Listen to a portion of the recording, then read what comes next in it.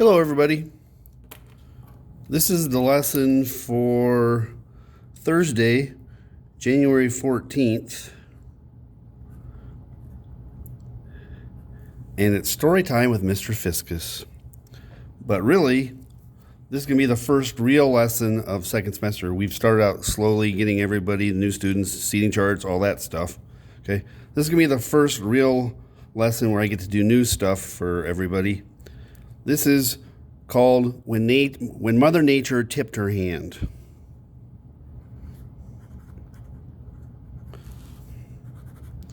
Now, I don't know if you know what tipping your hand means. It refers to playing cards with somebody who doesn't know what they're doing, and they're letting their opponents see their cards that are supposed to be secret. Okay? If you're playing cards with little kids, card games with little kids, they'll sometimes get frustrated and wondering why they never win. It's because they keep showing everybody what they have. Okay? So, when Mother Nature tipped her hand.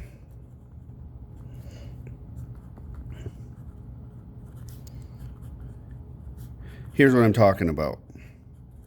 Humans are snoopy. Okay? We're always trying to figure out stuff. That's what science is. Okay?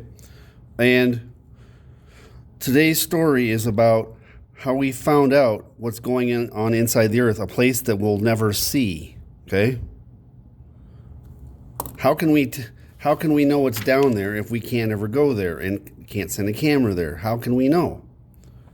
How can science teachers tell you what's inside the earth, what shape it is, what it's made out of, the thicknesses? How can we tell you that stuff? Did we just guess? Are you just supposed to believe us? No, I'm going to show you how. It's because we were curious. All right. So these are notes you have to take. Okay, I'm going to get rid of this. You have to have these notes. This is not the kind of thing you're going to be able to make it a good grade without having done this. All right. When Mother Nature tipped her hand. Okay. Prepare to be surprised. I hope you'll be surprised. Okay. Earthquakes are actually useful for something. Okay. Earthquakes are useful. You think, what are you talking about, Fiscus? They're disasters. They hurt people. They destroy stuff. They kill people. How can they be useful? Well,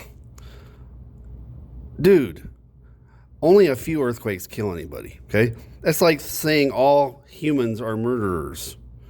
Only a few of us are, thank goodness. Most of us, I've never killed anybody, okay? And you haven't either, okay? So, a few earthquakes kill people every year. Most of them don't kill anybody. Most of them you don't even know it happened.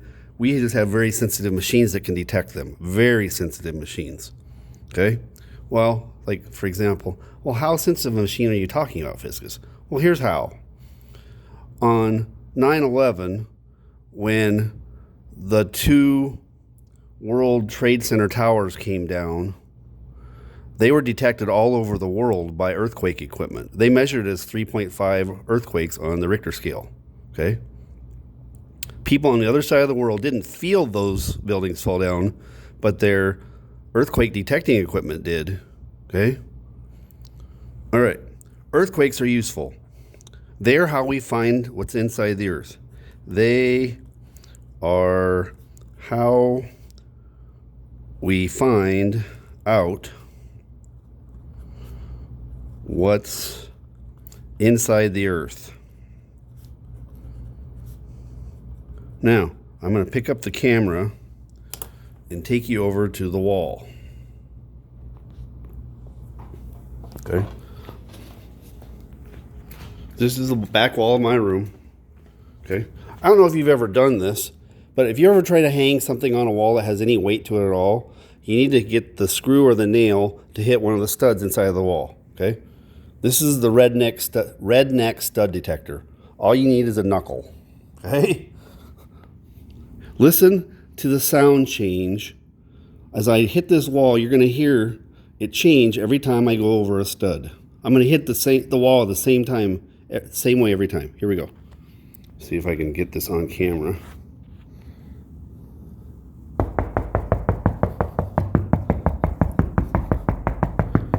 Did you hear that change? This is hollow sound. Dude, there's something back there. The wall isn't vibrating the same. Hear how hollow that is? There's something there too. Okay? Now, what is sound? Well, it's vibration. It's waves. Okay? My knuckle hitting the wall makes vibrations, and when the air vibrates, that's what we call sound. Okay? So, you can actually sort of see what's inside of the wall using sound vibrations or other vibrations. Okay? Anyway, okay? Now, back to, I want you to write down one more thing, and I'm going to give you another surprise.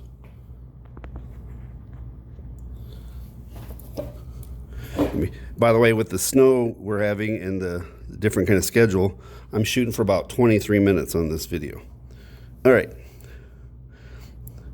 Most earthquakes, and by the way, I abbreviate earthquakes like this all the time. Most earthquakes don't do any damage. Okay, here's the surprise. Earth averages 1 million earthquakes a year. Earth averages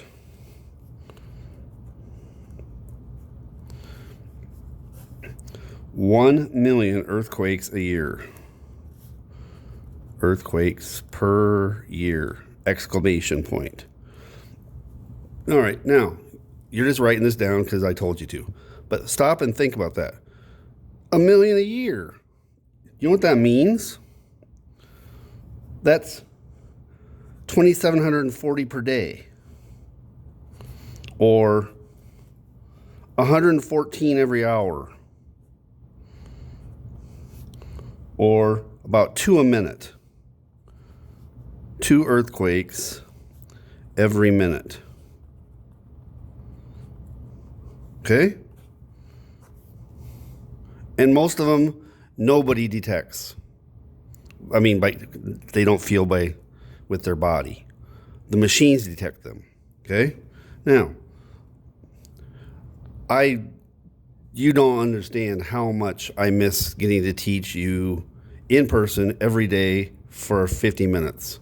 Okay? There's so much fun stuff we don't get to do. Like, for example, I didn't get to show you 1 million pop tabs. Okay? Check this out. You've probably never seen 1 million of anything in your life. There's 1 million pop tabs. That's my room. Okay? I used to have 1 million pop tabs, and I would accidentally spill them, oops, every hour, and we could actually bury an 8th grader in that pile. Okay? That's 1 million pop tabs. I gave those to the Ronald McDonald House a year and a half ago, before COVID. Okay? They use them as a fundraiser. Anyway, that's 1 million pop tabs. That's how many earthquakes we have in a year. Okay? By the way, if you wonder, like Fiscus, how do you know that's 1 million? Because we weighed them. Okay? You're like, oh, what? Yeah. See over on this pile? There's 1,000 pop tabs counted out by students by that drinking water bottle. You weigh 1,000 pop tabs that you actually did count. We counted those 1,000 carefully more than once. Knew there was 1,000. We weighed them. And then when you find out how much 1,000 pop tabs weigh, you multiply by 1,000. Because 1 million is 1,000 piles of 1,000. That's what 1 million is. That has 3 zeros. 1,000 has 3 zeros. 1 million has 6 zeros. Okay? That's how many earthquakes the earth has in a year. That should impress you. All right. Now, okay, what does that have to do with Mother Nature tipping her hand? All right. First of all, here's a story. How come we have these earthquake detecting things all over the world? I just told you that everybody around the world that has these machines could detect stuff like the World Trade Center. That wasn't what it was built for. Okay? The whole planet is wired to detect nuclear bomb tests. It all comes back to war. Okay? When we found the Mid-Atlantic Ridge, it wasn't because scientists were curious. It was because we were exploring the world's oceans for finding places to hide submarines during the Cold War. Just in case the United States and the Soviet Union got into World War III, we wanted to know where to have the best places to hide nuclear-powered submarines that could launch nuclear missiles at each other. All right, and we found the Mid-Atlantic Ridge. We both found it while exploring the world's oceans. All right, we would cheat at any chance we could on nuclear testing, and so would they. If neither one of us could catch the other one, we would keep on cheating. Both sides had agreed to limit the number of bombs we would explode and the sizes, but each side knew the other side would cheat unless we could catch them. That's why the whole world is wired with seismographs. It's a weird word. Seismographs are machines that detect faint vibrations. And you've all seen them on videos and movies. There's the things that do this. Okay, like that. Okay? All right. Like, okay, now get on with the story. Okay? We better get on with the story. So, scientists noticed that some places had lots of earthquakes and other places didn't. Okay? Think back to this map. Look at all those blue dots. Okay? Some places have lots of earthquakes, some places don't have any. One place that was noticed to have lots of earthquakes was what we now call the Ring of Fire. Scientists noticed tons of earthquakes near the Tonga Islands, which you've probably never heard of. I think they did one season worth of Survivor in the Tonga Islands. I'm not sure. I never watched Survivor. All right, let me show you real quickly where the Tonga Islands are. This is the back of the room. The map I'm always using. Albert Lee's here. Okay. Here's the United States. Here's Hawaii. Here are the Tonga Islands. Okay. This arrow's always been there. Okay. Here's Australia. Here's New Zealand. Okay. The Ring of Fire comes along like this. And the Tonga Islands are on there. Okay. There's a sharp bend right there. The Tonga Islands are right there. The scientists like, whoa, there's sure a lot of earthquakes around there. Okay. And doing what scientists do, they kept track of where these earthquakes were. Okay. Scientists noticed tons of earthquakes near the Tonga Islands. Now, in the good old days, I used to get to torture students. I say, okay, boys and girls, we're going to do some graphing. And everybody's like, oh, our favorite. No, they hated it. Okay. And I say, tough. You know what graphs are? Ways for humans to take a whole bunch of numbers that most people like, well, that's a lot of numbers. And you turn them into a picture. And then people go, oh, I get it now. All right, check this out. This is a diagram that you don't have to do because COVID saved you from it, with a bunch of squares that are 100 kilometers by 100 kilometers. You're like, what's that in English? 62 miles by 62 miles. Each of these boxes is 62 by 62. 62 miles would get you, from Albert Lea, 62 miles would be, what, Fairmont? Okay. I'm guessing. I didn't measure that. All right. Now, I have this. Okay, here's the graph you are escaping. Okay. Look at this lovely data at the bottom. There are 80 real earthquakes. These actually are earthquakes that happened in the past. Okay. And the scientists located them exactly. And the way you do that is you triangulate. You have 3 different seismographs in different locations, and you can pinpoint where an earthquake happened. Okay? So look at this graph. Look at these 80 earthquakes that you don't have to graph. I'll do it for you, but I'm going to cheat. Okay? And look at this sheet. All right, now this is going to be the version I'm going to ruin. Okay? So here's the ocean surface up here. Here's what you're looking at. Here's where the waves are. Okay? Here's the ocean surface. I'm just drawing waves in here. Okay, now see this area that looks like somebody screwed up? No, that's called the Tonga Trench. Scientists knew there was a trench there, but they didn't know why trenches existed. Okay, on this drawing, we have trenches. There's a trench here, and there's a trench here. Scientists did not know this other stuff was going on inside the Earth. The Tonga Trench gives the secret away. All right, the Tonga Trench is several miles deep. Okay, it looks like this black mark here. It's steeper on one side than the other. This is at a depth of 0. So this is kind of weird. Underneath the water of the ocean, you hit the ocean floor. That's a depth of 0. Okay, 0 kilometers. Now, what you would have done in the good old days with Weird Mr. Fiscus is, I would have been reading you these numbers, and you would have made the graph. Okay, at a depth of 0, there are 4 dots to do, and I left those 4 off so you can see how we did it.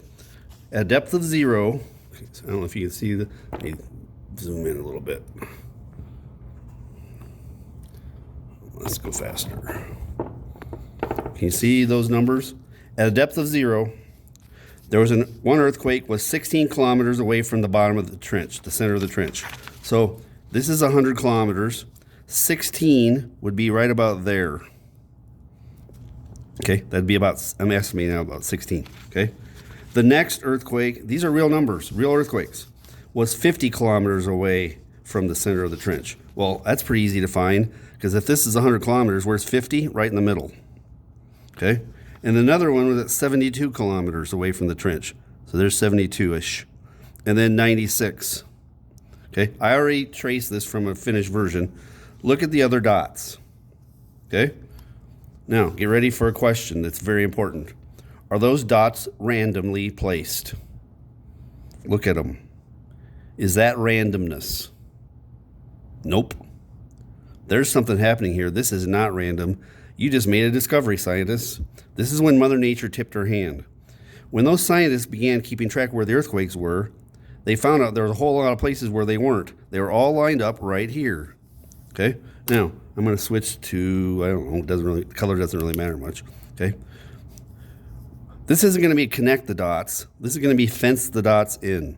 What scientists realized what they were seeing was a huge slab of rock cracking and breaking.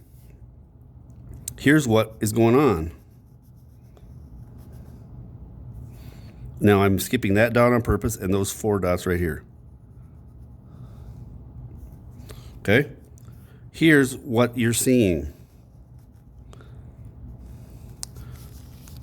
Do you get it yet? You're looking at the edge, a side view of a huge slab of Earth's skin being driven down inside of the Earth. It doesn't want to do this. It's being forced to go down inside the Earth on a death dive. And as it goes down, it bends and breaks.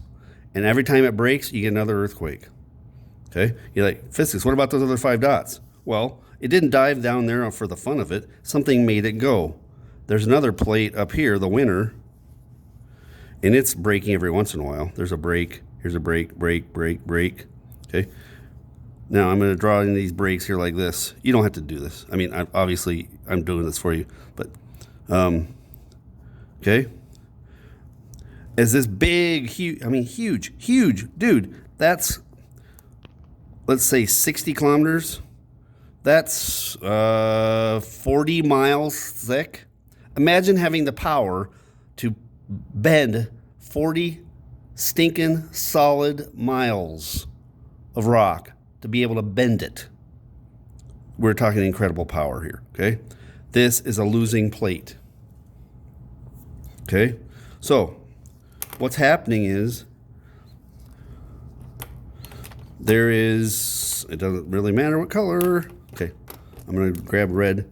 There's the plate being pushed this way, and a plate being pushed this way. This is the loser. The plate ends, the bottom end of it would be down here like that. And there's lots of snap, crackle, and popping, okay? Breaks, lots of breaks. And then the earthquakes stop. Okay, that's the end of the plate. And guess what happens? It gets so hot down here, it begins to melt, and this melted rock comes back up. This is rising magma. Guess what happens when this liquid rock rises back up, because it's less dense, and melts its way through this layer of rock? Guess what you get? I wonder. Boom! Earthquake. Sorry, not earthquakes. Volcanoes and earthquakes, but the boom is a volcano eruption. Those are the Tonga Islands there. Okay? Those are the Tonga Islands. Mother Nature didn't know the Snoopy humans were going to figure this out. Here's why these islands have lots of earthquakes near them. Not right at the islands, several hundred miles away. And the closer they get to the islands, the deeper they go. They didn't know why until they did the graph. Earthquakes showed us what was going on inside of the earth. Okay? What you've got here, this is magma.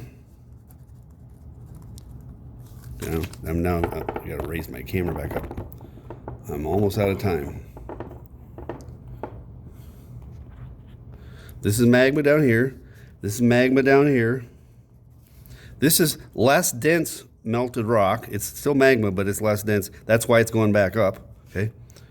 And there's volcanoes. I'm going to write volcanoes next to the word Tonga Islands. Okay. Now, see this gap here? Here's the cool thing. Scientists noticed tons of earthquakes near the Tonga Islands. Now, this is just going to be a cheesy little sketch, okay? This is the top view. Here's the volcanic Tonga Islands. They're not a perfectly straight line. Okay? There's a curved line of volcanoes. And out here in the ocean, the Tonga Trench has the same curve. When the trench zigs, the line of volcano blisters zigs. When this zags, they follow each other, okay? This is the trench. This is the Tonga Trench. This is the islands. And this is hundreds of miles. These are the blisters. The islands are volcanic blisters.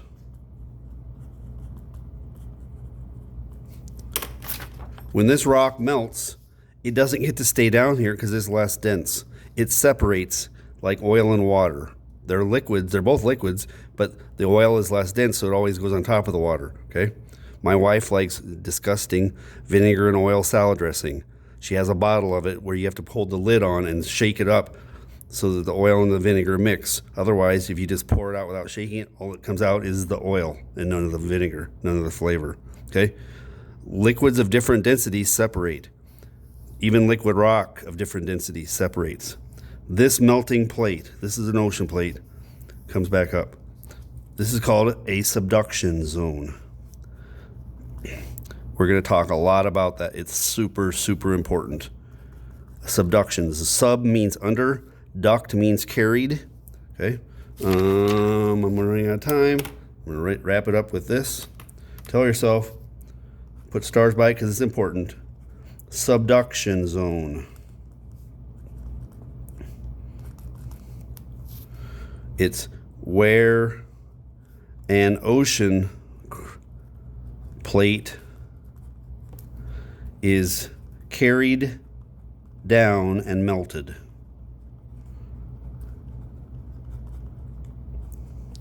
And the pesky humans figured it out thanks to earthquakes. That's it.